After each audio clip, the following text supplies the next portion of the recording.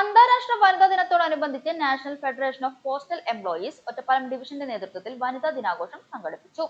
പരിപാടിയുടെ ഉദ്ഘാടനം പ്രശസ്ത സൈക്കോളജിസ്റ്റ് ഷിക കേസ് നിർവഹിച്ചു.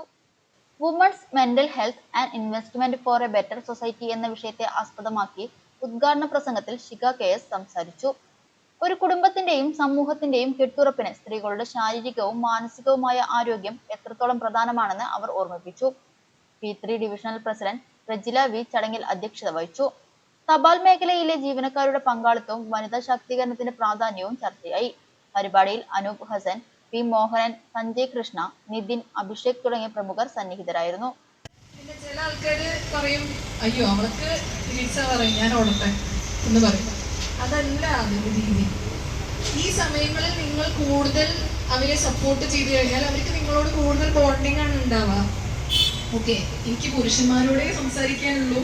ഈ സമയങ്ങളിൽ നിങ്ങൾ കൂടുതൽ സ്ത്രീകളോട് അവരുടെ മാനസികാവസ്ഥ മനസ്സിലാക്കി പെരുമാറുകയാണെങ്കിൽ നിങ്ങളുമായിട്ടുള്ള അവരുടെ അടുപ്പം കൂടുകയുള്ളൂ.